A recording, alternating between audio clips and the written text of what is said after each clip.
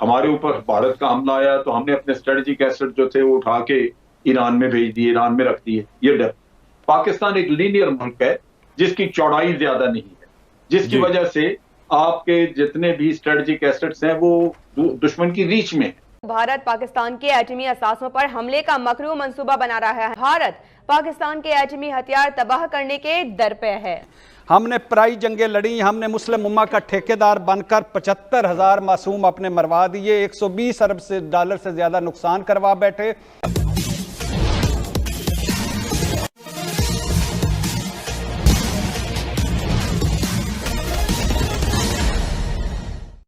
पहले पाकिस्तान मीडिया में यह चर्चा होती थी कि अमेरिका पाकिस्तान के न्यूक्लियर एसेट्स को बर्बाद करना चाहता है, पर अब उसमें एक नया नाम जुड़ गया है, वह है भारत। चर्चा में यह कहा जा रहा है कि भारत जब भी पाकिस्तान के न्यूक्लियर एसेट्स को बर्बाद करने की योजना बनाता है, उसके पहले ही पाकिस्तान अपने न्यूक्लियर एसेट्स को ईरान में ले जाकर सुरक्षित रख देता है। अब अफगानिस्तान में बदले हुए हालात के कारण तालिबानियों का वहां कब्जा हो गया है। अब पाकिस्तान के न्यूक्लियर एसेट्स का खतरा तालिबानियों के हाथ भी जाने का बढ़ गया है। क्या है पूरा मामला, आइए आगे समझते हैं। जलाल साहब, हमने बहुत अरसा अफगानिस्तान को स्ट्रेटेजिक डेप्थ समझा, हमने वहां पे अपना इन्फ्लुएंस यूज भी किया, हमने वहां लॉन्च भी किया। अब आप समझते हैं कि हमारे इदारों और हमारी गवर्नमेंट और हमारे प्राइम मिनिस्टर, हमारे लीडर्स, इनकी सोच में तब्दीली आ चुकी है। अफगानिस्तान को हम आज नए अफगानिस्तान को और नए तालिबान को किस तरह डील करेंगे आपके ख्याल में? वो होता यही है कि जब कभी हमारे ऊपर भारत का हमला आया तो हमने अपने स्ट्रेटेजिक एसेट जो थे वो उठा के ईरान में भेज दिए, ईरान में रख दिए। ये डर, पाकिस्तान एक लीनियर मुल्क है जिसकी चौड़ाई ज्यादा नहीं है, जिसकी वजह से आपके जितने भी स्ट्रेटेजिक एसेट्स हैं वो दुश्मन की रीच में है। लिहाजा आप उसकी रीच से निकालने के लिए कोई दोस्त मुल्क पीछे हो तो आप उसमें रख देते हैं।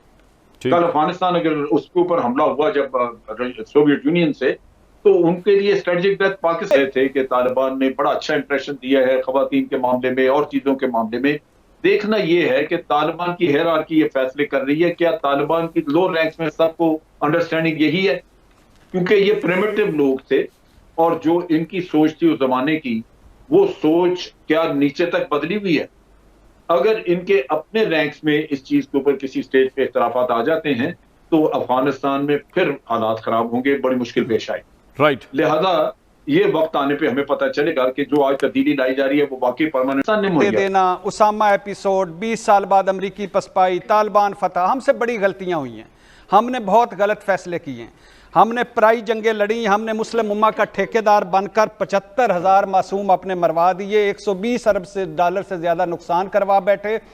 आधी कौम धमाकों, नाकों और फाकों में नफसियाती मरीज हुई।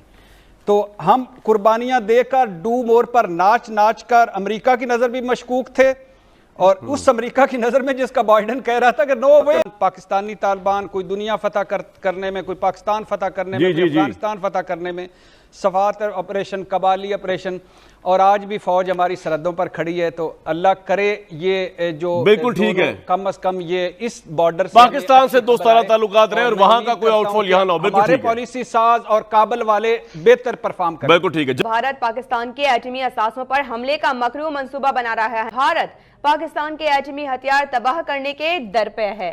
खित्ते में जागीरदारी कायम करने के लिए भारत किसी भी इंतहा तक जा सकता है। इसी पर हम बात करेंगे। हमारे साथ मौजूद हैं टेलीफोन लाइन पर दिफाई तजज़ियाकार एयर मार्शल रिटायर्ड शाहिद लतीफ़ साहब। पाकिस्तान के जो एटमी असासे हैं उनको महफूज जगहों पर रखा हुआ है।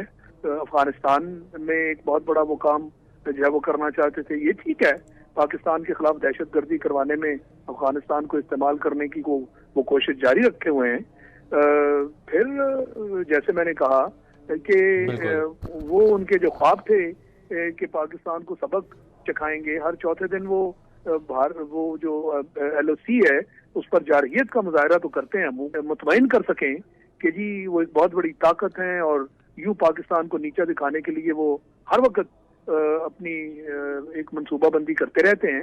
आपसे एक सवाल करेंगी कि आपको ब्लैकलिस्ट किया जाएगा। ये मैं नहीं कहता, ये न्यूयॉर्क टाइम्स और वॉशिंगटन पोस्ट में छपने वाली खबरें देखिए कि जब आपका एक्सटर्नल डेट इस हाल पे पहुंच जाएगा और आप बैंकरप्सी में जाएंगे तो फिर आपसे डिमांड किया जाएगा कि अगर मुल्क को चलाना है तो एटमी रोल बैक किया जाए।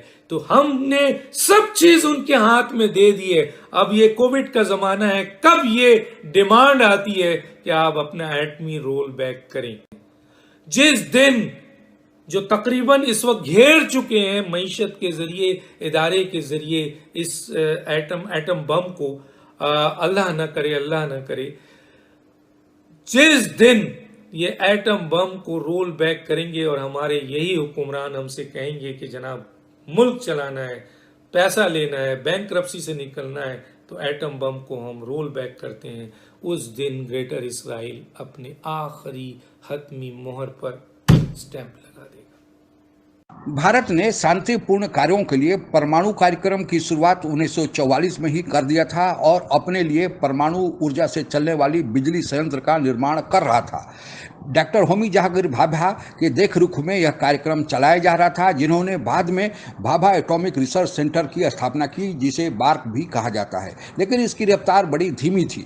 1954 में डॉक्टर भाभा ने परमाणु शस्त्र बनाने का एक प्रस्ताव भी तत्कालीन प्रधानमंत्री स्वर्गीय डॉक्टर जवाहरलाल नेहरू के समक्ष भी रखा था, पर इस दिशा में कोई विशेष प्रगति नहीं हुई।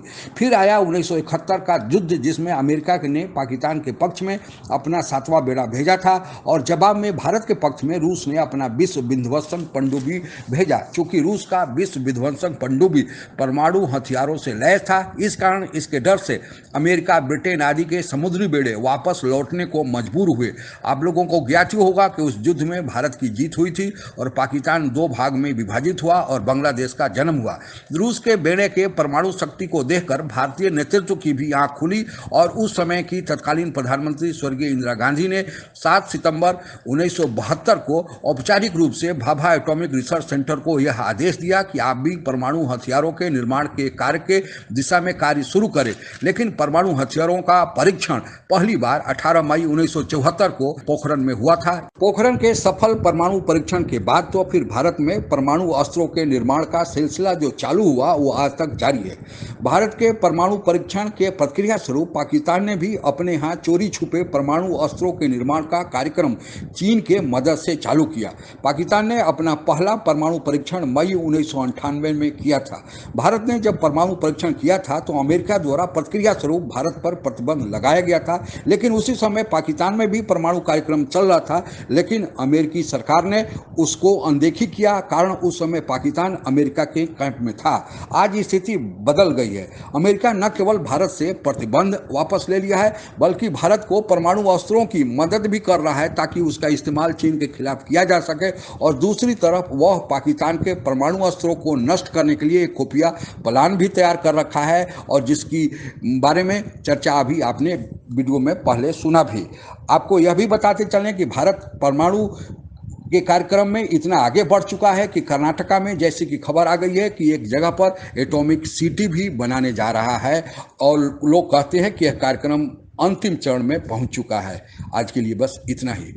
आप अगर हमसे जुड़ा रहना चाहते हैं तो कृपया मेरे चैनल को सब्सक्राइब करें तथा बेल आइकन भी दबा दें ताकि नई वीडियो की जानकारी तुरंत आप तक पहुंच जाए। धन्यवाद। जय हिंद।